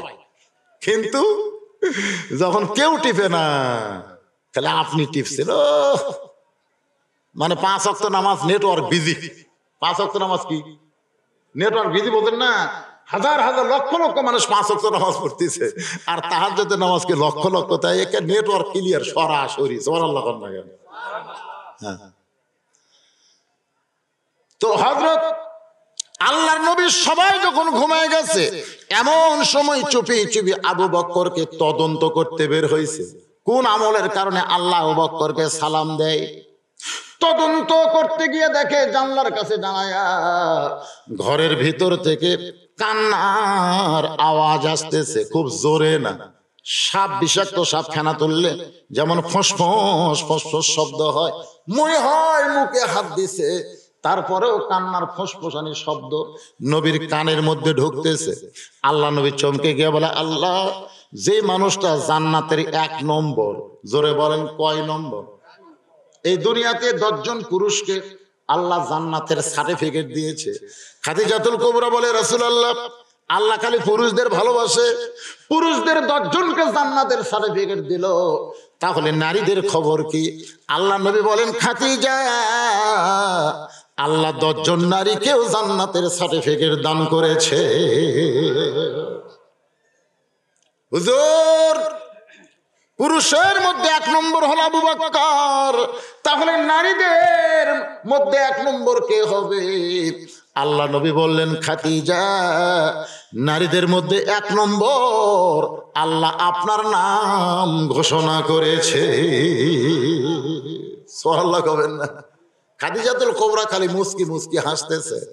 আল্লাহ নবী বলে, খাদিজা, আপনি যদি 1 নম্বর হন, তাহলে 2 নম্বর কে হলে ভালো হয়? কারণ পুরুষের মধ্যে 1 নম্বর আবু বকর, 2 নম্বর উমর, 3 নম্বর ওসমান, 4 নম্বর আলী, তাহলে নারীদের মধ্যে 2 নম্বর কে হলে ভালো হয়? কারণ আল্লাহর নবী যখন বিবির কাছে থাকতেন, তখন নবী হিসাবে থাকতেন না, স্বামী হিসাবে থাকতেন। সুবহানাল্লাহ, নবী হিসাবে না। কোনদিন নবী তার বউরে বলে নাই যে আমার মা যা বেদনা করতেছে টিপিয়া দাও, কোনদিন নবী কয় না। কারণ স্বামী যে, হুন্না লিবাসুল লাকুম ওয়া আনতুম লিবাসুল লাহুন্না, যদি স্বামীর পাও টিপে, স্বামীর উচিত হলো বউয়েরও পাও টিপা। কোরআনের আয়াতের ভাই, আমার কথা না। এখানে আল্লাহ বলতেছেন, স্বামী বিবির পোশাক, বিবি স্বামীর পোশাক।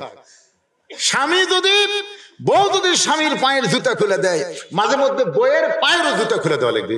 দিচ্ছেন আপনারা? দে মাথা টিপে দে, দে তেল দে, আমার পায়ের তলে তোর জান্নাত সম্পূর্ণ ভুয়া। স্বামীর পায়ের তলে জান্নাত, এটা সম্পূর্ণ ভুয়া। মায়ের পায়ের তলে জান্নাত, এটা হলো সত্যি কথা। সুবহানাল্লাহ। কোন মরদের পায়ের তলে জান্নাত নাই, নারীদের পায়ের তলে জান্নাত যদি নারী মা হয়। সুবহানাল্লাহ কবেন না? আল্লাহ নবী একটু মস্করা করে বলতেছেন খাদিজা, তাহলে নারীদের মধ্যে 2 নম্বর নাম কার হলে ভালো হয়? সঙ্গে সঙ্গে খাদিজা বলতেছে, ইয়া রাসূলুল্লাহ, আমার কলিজার টুকরা ফাতেমার নাম যেন আল্লাহ 2 নম্বরে রাখে। ধরে কোন কয় নম্বরে? নবী বললেন, খাদিজা, আল্লাহ আপনার পেট থেকে 4টা মেয়ে দিছে, 4টা মেয়ের মধ্যে কুলসুমা, রোকেয়া, জয়নাবকে বাদ দিয়ে শুধু ফাতেমার কথা কেন বলতেছেন? আপনার বলা দরকার ছিল কুলসুমা, রোকেয়া, না হয় জয়নাব, কিন্তু এই 3টা মেয়ে বাদ দিয়ে আপনি ফাতেমাকে 2 নম্বর জান্নাতের কথা কেন বলতেছেন? খাদিজা বলে, নবী গো, আপনি বাবা, আপনি বুঝবেন না। কোন সন্তান কেমন এটা বাবা বলতে পারে না, এটা কেবল মাত্র বলতে পারে তার মা। সুবহানাল্লাহ কবেন না? আল্লাহর নবীকে খাদিজা একটা গুরুত্বপূর্ণ পয়েন্ট বুঝা দিল, যে কোন সন্তান কেমন এটা বাবা বলতে পারে, এটা বলতে পারে মা। কারণ বাবা আনন্দে মাতিয়া সাগরে ভাসাইয়া সেই যে চইলা যায় খবর লয় না। মাজন ধরিয়া উদরে কতই যতন করে, ও মা ধরিয়া উদরে কতই যতন করে, 10 মাস পরে পায়। এখন সিজার আছে, জোরে কোন কি আছে? আমার এলাকার অটো ভ্যান চালাই, উনি আমার কাছে করছে, 10,000 টাকা খরচ দেন। আমি বললাম, কেন ভাই? বলে, আমার বইয়ের সিজার করা লাগবে। কিরে তুই ভ্যান চালা খাস, তোর বইয়েরও সিজার? কয়, হুজুর, যেদিন পেটত বাচ্চা আছে সেদিন থেকে আমরা নিয়ত করছি।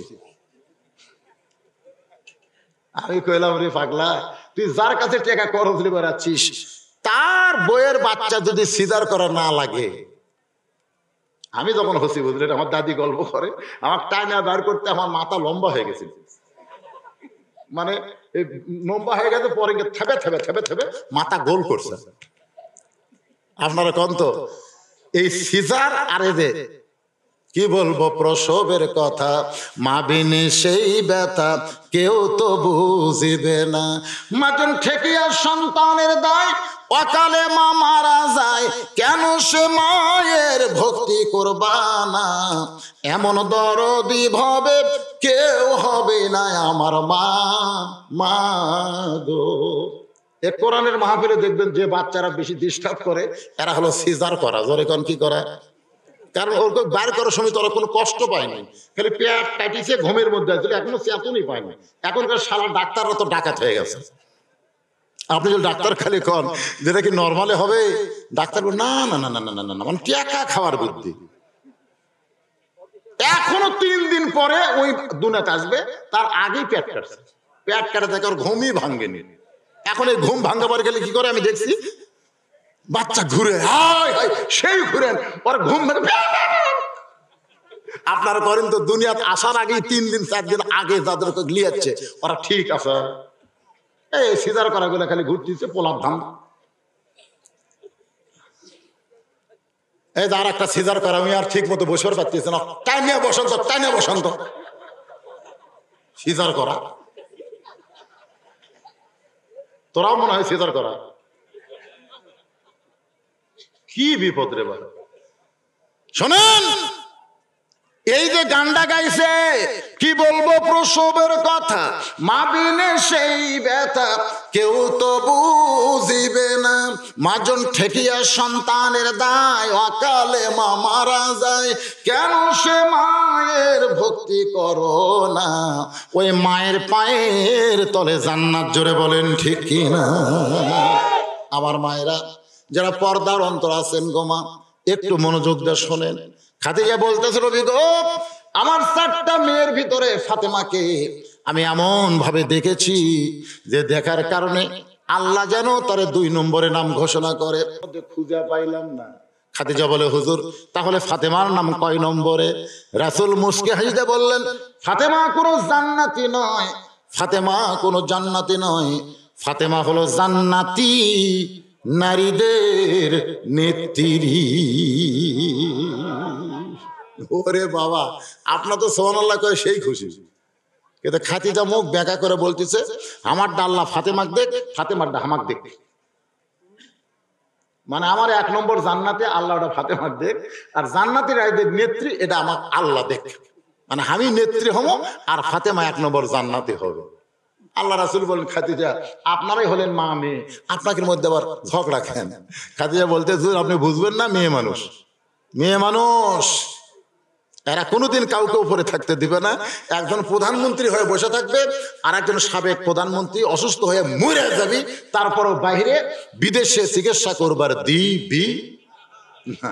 খালি বলবে আইনে কোনো ফাঁক নাই, আইনে কোনো ফাঁক নাই। বাংলাদেশের আইনই নাই, আবার ফাঁক কি? কি হিংসা রে, হায় রে।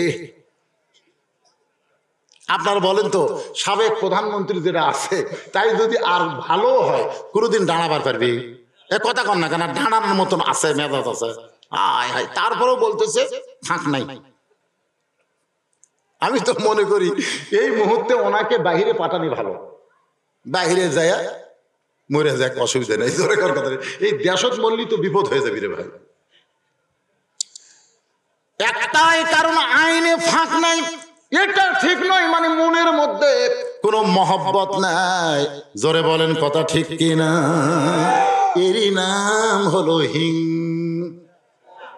এটা পুরুষের চাইতে মেয়ে মানুষের কম না বেশি? আমাদের বাংলাদেশে পুরুষ মানুষ হিংসা করে না, দেখবেন 2 ভাইয়ের মধ্যে কোনো হিংসা নাই, 2 ভাইয়ের মধ্যে কোনো হিংসা নাই, কিন্তু বইয়ের কারণে মাঝে মধ্যে ঝগড়া করা লাগে। বউ বলতেছে দেখো দেখো তোমার ছোট ভাই মানুষ,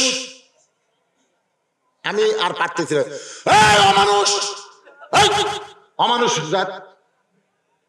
বড় ভাই ছোট ভাই আপনি তো মানুষ না, এইরকম ঝগড়া করতে 2 বউ খুব খুশি, তাকে লাগিয়ে দিছি, ওরা বের হয়ে চল একসাথে চা খাই। পাগল বুঝিস না, বউ খুশি করছি রে, আমিও তাই খাই, চল চা খাই।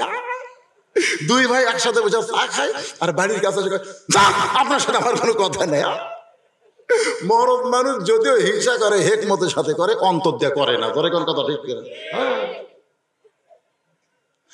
আজকে নারীর কারণে পুরুষেরা হিংসুক হয়ে গেল, এই নারীর কারণে বুড়া বাপ মাও ছাইড়া এখন বউ নিয়া স্বামী শহরে বাসা বানালো। ধরে কোন কথা ঠিক? আমার মায়েরা যারা পর্দার অন্তর আছেন গো মা, যদি ফাতেমার সঙ্গে জান্নাতে যাবার চান তাহলে ফাতেমার চরিত্র গ্রহণ করেন। ফাতেমা কেমন ছিল, ফাতেমা কেমন আমল করেছে, এইটা যদি আপনারা আমল করতে পারেন, মেয়েদের যত আমল থাক না কেন, 1 নম্বর আমল আল্লাহ কোরআনে বলেছেন অকরনা ফি বুয়ুতিকুন্না ওয়ালা তাবাররুজনা তাবাররুজাল জাহিলিয়াতিল উলা। রে মেয়েরা তোমরা ঘরের মধ্যে থাকো, তোমরা ঘরের বাহির হও না। কোনো প্রয়োজনে যদি ঘরের বাহির হও তাহলে পর্দা নিয়ে হেজাব নিয়ে বের হওয়া লাগবে। এই হুকুম কার? আরো জোরে বলেন। এই হুকুম যদি মেয়েরা মানে, আমাদের সমাজের ছেলেরা কোনোদিন নষ্ট হবে না। আজকে দেখেন এই মেয়েদের কারণেই কিন্তু আমাদের ছেলেরা নষ্ট হয়ে গেল। আমাদের ছেলেদের কোনো সাইজ নাই, এই বেসাইজ হওয়ার পেছনে কারণ হলো কিছু বেপর্দা নারী। ধরে কোন ঠিক কিনা? এই যে ছেলেগুলা খালি ঘুরতেছে, আপনি খেয়াল করে দেখেন এরা কি কারণে ঘুরতেছে। এদেরকে টাউরা কে, টাউরা বোঝে না, টাউরা আমাকে কতগুলো মুরগি টাউরা হওয়া বোঝেন না, আমাদের এলাকায় টাউরা কয়, মানে এটি খাবার দিছে কিন্তু মুখ মারতেছে, কটকে হেঁটে পড়ে, কটকে হেঁটে পড়ে, মানে টাউরার কারণে মুখটা ঠিক মতো পড়তেছে না। এই ছেলেরা টাউরা হয়ে গেছে, কোরআনের মাহফিলে না বসে সাইডে ঘুরতেছে। এরকে মাথা ঠিক আছে? কথা কন না কেন, কি হচ্ছে এরা? টাউরা। জোরে কন কি? রে টাউরা। আজকে বেশি কিছু বলা যাবে না। লাইলাতুল মিরাজ নামাজ কথা বলতেছি, আল্লাহ নবী চমকে গেলেন। যে মানুষটা জান্নাতের 1 নম্বর, দুনিয়ার সবাই যখন ঘুম পাড়ে তার জানলা দিয়ে কান্নার শব্দ আসতেছে, নবী আর কিছুই বললেন না। নবী চলে গেলেন মসজিদ নববীতে। ফজরের নামাজের সালাম ফেরানোর পরে ইমাম কিন্তু আর কাবামুখী হয়ে বসে থাকে না, মুসল্লির মুখে হয়। জোরে কোন ঠিক কি না? দুই ওয়াক্ত, একটা হলো আসর আর একটা হলো ফজর। এই দুই ওয়াক্ত নামাজের পরে আর কোনো সুন্নত নফল নাই। মাগরিবের পরে সুন্নত নফল আছে, এশার পরে সুন্নত নফল বেতের আছে, আবার জোহরের পরে সুন্নত নফল আছে। কিন্তু আসর আর ফজর এই দুই ওয়াক্ত নামাজের পরে কোনো সুন্নত নফল নাই। সুবহানাল্লাহ কবেন না? আপনার বলতো কেন নাই? কেন নাই? কেন আসর আর ফজরের পরে সুন্নত নফল নাই? এই কারণেই নাই, কারণ এই দুই ওয়াক্ত সালাম ফেরানোর সঙ্গে সঙ্গে ইমাম মুসল্লির দিকে মুখ করে ইমাম শুধু দোয়া দরুদ পড়বে না, যে নামাজ তোমরা পড়লে এই নামাজ পড়ে লাভ কি লস কি, এই নামাজ কেমনে পড়া লাগবে বাজান। আর কয়েকদিন পরে রমজান মাস আসবে। জোরে কোন কি মাস? আমাদের এলাকায় কিন্তু ফতুয়া শুরু হয়ে যায়। অনেকে আমাকে বলে হুজুর রমজানের তারাবি 8 রাকাত না 20 রাকাত। আমি কইলাম ভাইজান এই প্রশ্ন আগে তো কেউ করে নাই, এখন তোমরা কেন করতেছ? বলে ফেসবুক শরীফের মধ্যে দেখলাম। ফেসবুক শরীফ রেকর্ড কি শরীফ? এখনকার ছেলেরা তো আমাকে ওয়াজ শোনার আগে ফেসবুক শরীফ দেখে। ফেসবুক শরীফের মধ্যে হেজাতি, হেজাতি বোঝেন না? হেজাতি বোঝেন? জাতি আর হেজাতি, জাতি আর কি হেজাতি, কিছু হেজাতি বাড়াছে। আমার এলাকারও কিছু ছেলে পেলে সৌদি আরবে গেছিল কাম করার জন্য। ধরে কোন কি করার জন্য? সৌদি আরবে মানুষ কি জন্য যায়? কাজ করার জন্য যায় না? ওখান থেকে ঘুরে আসা, ওখান থেকে ঘুরে আসা, এরকম। আর নিয়ত বান্দা দেখলি মনে হয় জুতিয়া দিয়ে হাতে টি বান্ধিছে। নামাজ শেষ করা হলো, বললাম কে তোর দাদা কুটি বান্ধিছে? কয় এটি। তোর বাপ? কয় এটি। তুই এটি গে? আমাকে এলাকার মেয়ে মানুষের এটি বাঁধে। তুই কি সৌদি আরব যায় মেয়ে মানুষ হলি নাকি রে? মেয়ে মানুষ বুকত হাত বাঁধে, তুই মরদ মানুষ বাঁধিস আবার ইনকে কে কর? এইরকম কর। ওই শালা রমজান মাসে বলতেছে তারাবি 8 রাকাত। দেখছ ওই শালাই। সারা জীবন আমরা 20 রাকাত পড়তেছি, ওই 4 বছর কিষেন খাটে আসে ওই মুফতি হয়ে ফতুয়া দিল 8 রাকাত। এখন আমাদের ছেলে পেলে তো কম পালি খুশি। ওরে বাবারে, মহান মুফতি ফেসবুক শরীফ। এখন এই নিয়ে গ্যাঞ্জাম শুরু হবে। আল্লাহ রাসূল কইছে রমজান মাসে একটা নফল ইবাদত করলে অন্য মাসে একটা ফরজের সমান সওয়াব পাওয়া যায়। ধরে কোন সুবহানাল্লাহ।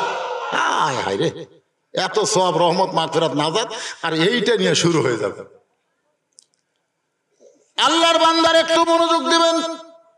নামাজ নামাজ। হযরত আবু বকর চেহারার দিকে নবী তাকায় দেখে দুইটা চোখ রক্তের মতন লাল। দুইটা চোখ কি রক্তের মতন লাল। রাসূল বললেন আবু বকর তোমার সঙ্গে আমার গোপন কিছু গল্প আছে। আবু বকর তোমার সঙ্গে আমার গোপন কিছু গল্প আছে। সঙ্গে সঙ্গে মসজিদের যত মুসল্লি ছিল সবাই মসজিদ থেকে বাইরে যাচ্ছে। নবী কিন্তু বলে নাই তোমরা বাইরে যাও, নবী বলে নাই, শুধু বলেছে আবু বকরের সঙ্গে আমার গোপন গল্প আছে।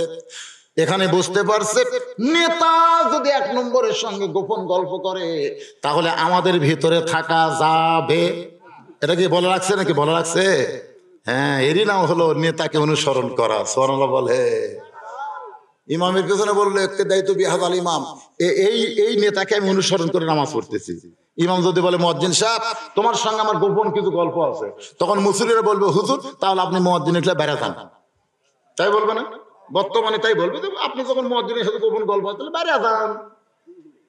একটা মুসল্লি বাড়াবে, বাড়াবে। তার মানে বর্তমানে যারা আমরা ইমামকে ইক্তেদা করতেছি আমাদের অধিকাংশ মানুষের নামাজ হচ্ছে না। ফাওয়াইলুল মুসাল্লিন এই আয়াতের তাফসীর বলে দেখেন, ইমাম যদি আল্লাহর দল করে আর মুসল্লিরা যদি শয়তানের দল করে, মসজিদের মধ্যে যায় যদি বলে ইমামকে অনুসরণ করি, আল্লাহ বলে তুই 1 নম্বর মুনাফিক। এই ইমামকে অনুসরণ করলে ইমাম আমার দল করে, তুই শয়তান করিস কে? ও খালি নামাজের মধ্যে অনুসরণ, সব জায়গায় নেতাকে অনুসরণ করা লাগবে। জোরে কোন ঠিক? আল্লাহর বান্দার একটু মনোযোগ দেন। আল্লাহর নবী আবু বকর তোমার সঙ্গে আমার গোপন কিছু গল্প আছে। সঙ্গে সঙ্গে সব সাহাবী যখন মসজিদ থেকে বের হয়ে যায়, আবু বকর থরথর করে কাঁপতেছে। সবাই যখন বের হয়ে গেল, নবী বলতেছে, আবু বকর গোপনে গোপনে এমন কি আমল করো যে আমল করার কারণে আরশের আল্লাহ তোমারে সালাম দেয়। খুশি হওয়ার কথা, খুশি হওয়ার কথা না? আবু বকর ছোট বাচ্চার মতন কান্দে। রাসূল বলে, কান্দো কেন? আবু বকর হলো, হুজুর আমার জীবনে এমন কোন যোগ্যতা আমি অর্জন করতে পারি নাই যে যোগ্যতার কারণে আল্লাহ আমারে সালাম দিবে। যদি আল্লাহ আমারে সালাম দেয় তাহলে দয়া করে আমারে সালাম দিয়েছে। নবী বলেন, আবু বকর যোগ্যতা যদি তোমার না থাকতো তাহলে আরশের আল্লাহ সালাম দিত না। তুমি তোমার যোগ্যতার খবর না জানলেও আমি তদন্ত করে জানতে পেরেছি। আবু বকর দুনিয়ার সবাই যখন ঘুমাইছিল তখন তোমার জানলার কাছে গিয়া তোমার ঘরের ভিতর থেকে তোমার কান্নার শব্দ আমি শুনতে পেলাম। আবু বকর আমি নবী জানতে চাই তুমি কি কারণে কাঁদতেছো? আবু বকর বলে, নবী গো আপনি বলেছেন এশার নামাজের পরে ঘুমাতে হবে, এশার নামাজের পরে কোনো গল্প চলবে না। আমি এশার পরে ঘুমিয়ে গেলাম। তাহাজ্জুদের নামাজ আদায় করার পরে ফজরের কিছু সময় বাকি আছে, এই বাকি সময়ে আমি আল্লাহর জাব্বার আর কাহার নামের মোরাকাবা করলাম। কারণ আল্লাহর ৯৯টা নামের মধ্যে এই দুইটা নাম হলো সবচাইতে কঠিন। জোরে কোন কি? একটা হলো জাব্বার আর একটা কি? কাহার। এই দুইটা নামের মোরাকাবার সাগরে যখন ডুব দিয়েছি, এমন সময় কে যেন বলতেছে আজকে হাসরের ময়দানে সবাই জান্নাতে যাবে, শুধু একজন ব্যক্তি জাহান্নামে যাবে। আমার এত ভয়, ওই একজন ব্যক্তি যদি আবু বকর হয়। রাসূল কান্দে বলে, আবু বকর আল্লাহ তোমাকে ১ নম্বর জান্নাতি ঘোষণা করার পরেও তোমার এত ভয়, আল্লাহ না জানি তোমাকে জাহান্নাম দেয়। এই কারণেই আল্লাহ নাজিল করলেন, ইন্না আকরামাকুম ইনদাল্লাহি আতকাকুম। ওই ব্যক্তি সবচাইতে সম্মানিত হয় যার কলিজার মধ্যে আল্লাহর বেশি ভয়, আর তার জন্য আরশের আল্লাহর সালাম হয়। আপনারা বলেন এখন ধর্মমন্ত্রী হিসাবে ঠিক আছে? ঠিক আছে। আর যদি আইন মন্ত্রীর কাছে যান, হযরত ওমর কেমন মন্ত্রী, আর আমাদের বাংলাদেশ আইন মন্ত্রী, বুঝতেছেন? আরে ৯০% মুসলমানের দেশে আমরা আইন মন্ত্রী পাইছি, আর এমন একজন নবী প্রেসিডেন্ট থাকা অবস্থায় আইন মন্ত্রী, যার মর্যাদার দিকে খেয়াল করে আল্লাহ কোরআনের ২৩টা আয়াত নাজিল করেছে। সে আইন মন্ত্রী হযরত ওমর ২০ রাকাত নামাজ তারাবি জামাতের সঙ্গে চালু করছে। সুবহানাল্লাহ কবেন না? এখন কতগুলো বলবে রাসূলের সময় কি ২০ রাকাত ছিল? লব উল্টা করবে। আপনারাও কবেন তাই তো ভাই, রাসূলের সময় ছিল না, তাহলে আমরা পড়বো কেন? যে ওমর সম্পর্কে আল্লাহ নবী বলেছেন, আমার পরে কেউ যদি নবী হতো লাউ কানা ওমর, আল্লাহ ওমরকে নবী বানায় দিত। সেই ওমর যদি ২০ রাকাত নামাজ তারাবিতে আদায় করে, আমাদের কোন আপত্তি? জোরে কেন? আমাদের কোন আপত্তি? কথা কন না কেন? হ্যাঁ, সেই হযরত ওমর আইন মন্ত্রী এক সময় অর্ধ পৃথিবীর খতিবা হলেন। এই যে আইন মন্ত্রীর জজবা তার কলিজার মধ্যে, জুমার দিনে কেবল খুতবা শুরু করেছেন, দেখেন আইন মন্ত্রী মাঝখান থেকে একজন সাহাবী দাঁড়িয়ে বলে, ইয়া আমিরাল মুমিনিন, আপনার খুতবা আমরা শুনবো না। তখন কিন্তু শুধু আইন মন্ত্রী না, তখন হলেন অর্ধ পৃথিবীর খলিফা। সুবহানাল্লাহ। মাঝখান থেকে এক মুসল্লি চিৎকার দিয়ে বলতেছে, আপনার খুতবা আমরা শুনবো না। সঙ্গে সঙ্গে ওমর ফারুক খুতবা বন্ধ করে বললেন, ভাইজান আমার দোষ কোন জায়গায়? বলে, আপনার দোষ হলো আমাদেরকে খাটো খাটো পাঞ্জাবি দিয়া আপনি লম্বা জুব্বা পরে খুতবা পড়তেছেন। বলেন তো আইনে ঠিক আছে? আমাদেরকে আপনি খাটো খাটো পাঞ্জাবি দিয়ে আপনি লম্বা জুব্বা পরে খুতবা দিচ্ছেন, যতক্ষণ পর্যন্ত লম্বা জুব্বার কাহিনী না বলবেন ততক্ষণ পর্যন্ত আপনার খুতবা আমরা শুনব। ওয়াইযা হাকামতুম বাইনান নাস আন তাহকুমু বিল আদল। জোরে কোন সুবহানাল্লাহ। ওমর ফারুকের সামনে আল্লাহর কোরআন এসে দাঁড়িয়ে গেছে। কি করবে হযরত ওমর? এমন সময় আব্দুল্লাহ 6 লক্ষ হাদিসের হাফেজ ওমর ফারুকের সন্তান সাহাবীর দিকে তাকায় বলে, রে নবীর সাহাবীরা, তোমরা খাটো পাঞ্জাবি হলেও তো নতুন কাপড় পরে জুমার নামাজ পড়তে এসেছো। তোমরা তাকায় দেখো আমার পরনে নতুন কোনো জামা নাই। সাহাবীরা বলেন, আব্দুল্লাহ, সবাইকে বাইতুল মাল থেকে নতুন জামা দিল, অথচ তোমার পরনে পুরাতন কেন? আব্দুল্লাহ বলতেছে, আমি পরবার চাইলে তো হবে না, আমার ভাগ্যে থাকা লাগবে। সমস্ত মুসলিম বলে, আব্দুল্লাহ গোপন করো না, খবর কি? আব্দুল্লাহ বলতেছে, আমার বাবার পরনে যে লম্বা জুব্বা দেখতেছো, ওটা বাবার একার না, ওই জুব্বার মধ্যে আমার পাঞ্জাবি যোগ করা হয়েছে। গভীর রাত্রে সবাই যখন ঘুমায়া, আমার বাবা তখন আমার দরজায় গিয়ে ডাকে, আব্দুল্লাহ। আমি দরজা খুলে দেখি বাবা একটা পাঞ্জাবি নিয়ে দাঁড়ায় আছে। আমি কইলাম, বাবা আমার ভাগ্য কত ভালো, বাইতুল মাল থেকে একটা পাঞ্জাবি দিল, আপনি আর একটা দেওয়ার জন্য আইছেন। ওমর বলে, আব্দুল্লাহ, আমি তোমার পাঞ্জাবি দিবার জন্য আসিনি বাজান, আমার পাঞ্জাবি এত খাটো, এইটা পরে আগামীকাল জুমার নামাজ কেমনে পড়াবো? তোর পাঞ্জাবিটা আমার একটু দান করে দে, তোরটা আমারটা মিলে আমি একটু লম্বা জুব্বা পরে খুতবা দিবার চাই। আব্দুল্লাহ বলে, আমার পাঞ্জাবি দিয়েছি, ঘুমাইনি রে বাবা, আমার সারা রাত ঘুমাইনি। নিজে দর্জি হইয়া তার পাঞ্জাবি আমার পাঞ্জাবি একত্র করে লম্বা জুব্বা পরে খুতবা দিবে। এখন বলো খুতবা শোনা যায় কিনা? আইন, আল্লাহর আইন কারে কই? আইন মন্ত্রী হযরত ওমর যখন প্রেসিডেন্ট হয়ে গেলেন, ওই আইন মোতাবেক তিনি রাষ্ট্র শাসন করেছে। সুবহানাল্লাহ কবেন না? অর্থমন্ত্রী হলেন হযরত ওসমান। জনগণ কি মন্ত্রী? আল্লাহ তোমাকে এত সম্পদ দান করেছে, আর তোমার ভাই আজকে 3 দিন হলে না খেয়ে আছে। সঙ্গে সঙ্গে ওসমান কান্দের বলে, নবী গো, আমার ভাই 3 দিন হলে না খেয়ে আছে, এইটা যদি আমি আগে জানতাম তাহলে আমি নিজে না খাইয়া হলেও আমার ভাইয়ের বাড়িতে খাবার পৌঁছায় দিতাম। আমি নিজে না খাইয়া হলেও ওয়ালা ইয়াহুদ্দু আলা তাআমিল মিসকিন। আল্লাহ নবী বললেন, রে 3 দিনের না খাওয়া সাহাবী, কয় দিনের? 3 দিনের না খাওয়া সাহাবী, আর তোমার টেনশন নাই। নামাজ শেষ হয়ে গেলে তুমি ওসমানের বাড়িতে যাবে, ওসমান এমন দেওয়া দিবে তোমার আর না খেয়া থাকা লাগবে। ইয়া আইয়ুহাল্লাযীনা আমানু ইসতাঈনু বিস-সাবরি ওয়াস-সালাত ইন্নাল্লাহা মা'আস-সাবিরিন। যারা আমাকে বিশ্বাস স্থাপন করেছো, আমি আল্লাহর কাছে যদি কিছু পাওয়ার চাও তাহলে ধৈর্য আর নামাজের মাধ্যমে চাও। সুবহানাল্লাহ। সাহাবী ফোপায় ফোপায় কাঁদতেছে। নবী বলেন, কান্দো কেন? সাহাবী বলতেছে, ইয়া রাসূলুল্লাহ, ইয়্যাকা না'বুদু ওয়া ইয়্যাকা নাস্তাঈন, ইয়্যাকা না'বুদু ওয়া ইয়্যাকা নাস্তাঈন। আমি ইবাদত করি কার?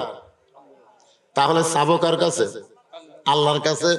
3 দিন হলে না খেয়ে থাকার পরেও এখন পর্যন্ত আমার ঈমান বলতেছে ইন্নাল্লাহা মা'আস-সাবিরিন, আমি ধৈর্য ধারণ করলে আল্লাহ পাক আমাকে দিবে। যতক্ষণ পর্যন্ত আমার ঈমান বলবে আল্লাহই দিবে, ততক্ষণ পর্যন্ত আল্লাহ ছাড়া দুনিয়ার কোন ওসমানের কাছে যাব না। লিল্লাহি তাকবীর। আস্তাইনু বিস-সাবরি ওয়াস-সালাত। যে কোনো জিনিস পাওয়ার গেলে একটু ধৈর্যের দরকার আছে না নাই? এত তাড়াতাড়ি বাংলাদেশে কোরআনের শাসন চালু হবে না, এত তাড়াতাড়ি বাংলাদেশে কলেমার পতাকা উড়বে না, আরো ধৈর্য ধারণ করা লাগবে। জোরগান ঠিক কি না? তবে মনে হয় এখন যা দেখতেছি, মনে হয় আর বেশি দেরি হবে না, কারণ রাশিয়া ইউক্রেনের সঙ্গে লাগছে। জোরগান ঠিক কি না? হ্যাঁ ভাইজান, এইরকম একটা যুদ্ধকে বলা হয়েছে মালহামা। মালহামা মালহামা এমন একটা যুদ্ধ হবে যে অপরাধ না করেও তারা শাস্তি পাবে, অপরাধ না করেও শাস্তি পাবে। রাশিয়া বলেছে ইউক্রেনের পক্ষে যারা যাবে, ইউক্রেনের পক্ষে যারা যাবে, আমরা যদি হুঁশ বেহুশ হয়ে যাই তখন ইচ্ছা মতো পারমাণবিক বোমা ফালামো, সেটা চীনত যাবি না ভারতের যাবি আমাকে দেখার কথা নেই। তার মানে কি ওদের হাতে এত পারমাণবিক অস্ত্র আছে, ওইটা যদি মারা শুরু করে দেয়, রাসূল বলেছেন ওই যুদ্ধ অনেক রক্তপাত হবে, তবে যুদ্ধের রেজাল্ট হলো মুসলমানের কাছে আল্লাহ গোটা পৃথিবী দান করে দিবে। হয়তো হয়তো আমরা অনেক মুসলমান শহীদ হয়ে যাব, তারপরও আবার কিন্তু গোটা বিশ্ব মুসলমানের কাছে চলে আসবে, ঈসা আলাইহিস সালাম আসবে, দরজালের সাথে লড়াই হবে। এই সময়গুলো বেশি আর বাকি নাই। মনে করতেছেন এইভাবেই চলবি? না রে ভাই, হঠাৎ শুরু হয়ে যাবে। জোরে কর, হঠাৎ হঠাৎ বোঝেন না? রাত 9টার সময় ছয়তলা যায় বলতেছে আমার বাড়ি আমার ঘর আমাকে নামাইকে, এই বলে 12,000 টাকার কম্বল চোখে মুখে দিয়ে শুয়েছে। রাত 3টার সময় একটা ভূমিকম্প, ওর খেয়াল আছে? কয়টার সময়? 3টার সময় ভূমিকম্প, কেবল বিল্ডিং লড়াছে, ওই এত ফোর্সে নামছে, লুঙ্গি কম্বলের মধ্যে প্যাঁচ খেয়ে খুলে আছে, ওটা পরারও টাইম পায়নি, ন্যাংটা হয়ে নামছে। তা 9টার সময় তুই কইলে হামাক নামাইকে, 3টার সময় আল্লাহ ন্যাংটা করে নামাছে। তোর এখন কথা ঠিক কিনা? হয়তো দেশের অবস্থা দেখে মনে করতেছি ক্ষমতার থেকে আর নামবে না, বছরের বছর এত 50 বছর থাকবে। আল্লাহ কয় লাগবে না, এক মুহূর্তের মধ্যে ন্যাংটা হয়ে নামবে। জোরে কোন কথা ঠিক? যার প্রমাণ হলো টাকলা মুরাদ। জোরে কোন কথা ঠিক কিনা? বিসমিল্লাহ তুলে দিবি, ইসলাম তুলে দিবি, আল্লাহ কয় তুই তুলে দিব হঠাৎ। এটা কিন্তু হঠাৎ। জোরে কোন ঠিক কিনা? এ এত কথা বলতেছে, এই সময় টাকলা মুরাদের ফাঁস হওয়া লাগবে। কোন ওই যে 3-4 বছর আগে কল আসলো, সেই কল ফাঁস করলো কিছু। কে ফাঁস করলো? কথা কয় না। কে করলো? আল্লাহই করছে। বর্তমান সরকার কিন্তু এই কথাগুলোর দ্বারা টাকলা মুরাদের উপর রাগ করেনি, রাগ করছে ওই মেয়া মানুষের সাথে ভিডিও কল। জোরে কোন কথা ঠিক কিনা? হ্যাঁ ভাইজান, বোঝা লাগবে তো।